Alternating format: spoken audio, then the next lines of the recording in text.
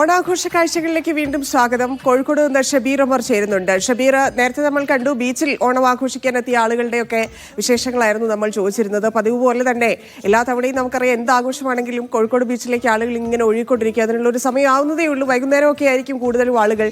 പിന്നെ മറ്റൊന്ന്, പ്രത്യേകിച്ച് കോർപ്പറേഷൻ വലിയ ലൈറ്റൊക്കെ ഇട്ട് ഓണാഘോഷം കഴിഞ്ഞ 2-3 വർഷമൊക്കെ ആയിട്ട് കുറച്ചുകൂടി വിപുലപ്പെടുത്തിയിട്ടുണ്ട്. അപ്പം അതിന്റെ ഭാഗമായിട്ട് അതൊക്കെ കാണാൻ വേണ്ടി കൂടി ഈ ഓണ ദിവസം എല്ലാവരും ഇറങ്ങാനുള്ള സാധ്യതയുണ്ട്. ആ തിരക്കൊക്കെ കൂടിക്കൊണ്ടിരിക്കുകയാണോ?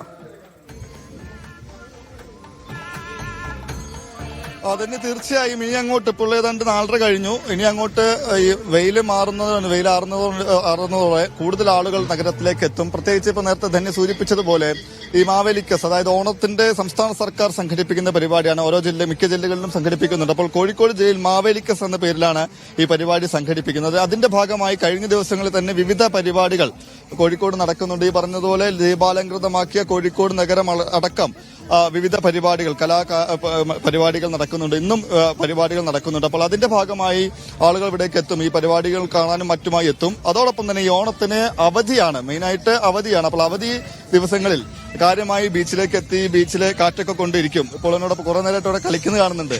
ഓണാഘോഷത്തിലാണോ? അതെ. എങ്ങനെയുണ്ടായിരുന്നു തവണത്തെ ഓണം? നല്ല അടിപൊളിയായിരുന്നു. ഫുഡൊക്കെ കുറച്ച്. ഞാൻ ബാംഗ്ലൂരാണ്. അതെ, ബാംഗ്ലൂരാണ്. ഓണത്തിന് നാട്ടിലേക്ക് വന്ന? അതെ, വടകര വന്നതാണ്. ഇവിടെ അളിയന്റെ വീടാണ്, അവിടെ വന്നതാ. ഓണം ആഘോഷിച്ചോ? ശരിക്കും ഓണം സദ്യ കഴിച്ചു? സദ്യ കഴിച്ചു. ഇന്ന് രാവിലെ കഴിച്ചു. ഇവിടെ വന്നിട്ട് ബിരിയാണി കഴിച്ചതാ. സദ്യ രാവിലെ കഴിച്ച് ഉച്ചയ്ക്ക് ബിരിയാണി കഴിച്ചു. അതെ. എവിടെ കഴിച്ചു? ഹോട്ടലിനാണോ? ഹോട്ടലിലാണ്. ഏതായിരുന്നു ഹോട്ടല്? ബിരിയാണി. എങ്ങനെ ബിരിയാണി ഉണ്ടായിരുന്നു? ഓക്കെ, കുഴപ്പമില്ല. ഓക്കെ.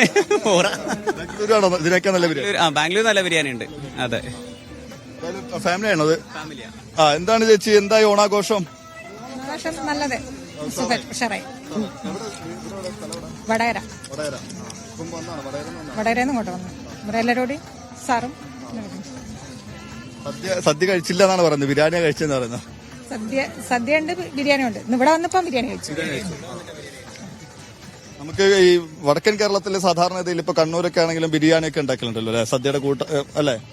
ചിക്കനോ മീനോ? ദിവസം സദ്യ, ദിവസം ബിരിയാണി. എങ്ങനെയുണ്ട് ഓണത്തോണ? കഴിഞ്ഞതിലും പിന്നെ ഒരു പ്രത്യേക അനുഭവമായിരുന്നു ഈ പ്രാവശ്യം. കാരണം എല്ലാ ദിവസവും വീട്ടിൽ നിന്നിട്ടായിരുന്നു. ഇന്ന് പുറത്ത് വന്നിട്ടാണ് ഓണാഘോഷിച്ചത്. പുറത്ത് വരുന്നതാണ് ശരിക്കും ഈ ഓണത്തിന്റെ ഒക്കെ ഒരു ആഘോഷം അല്ലേ? എല്ലാരെയും കണ്ട്. ഹസ്ബൻഡാണത്. ചേട്ടാ, ഹാപ്പി ഓണം. എന്തുണ്ട് വിശേഷം?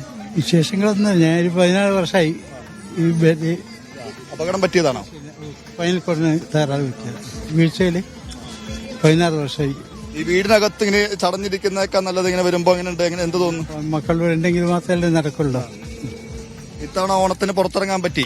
പുറത്തിറങ്ങാൻ പറ്റി. മകൻ ഇവിടെ ഉണ്ടായിരുന്നു. അതിൽ സന്തോഷം. സന്തോഷം. ഭക്ഷണം കഴിച്ചില്ലേ?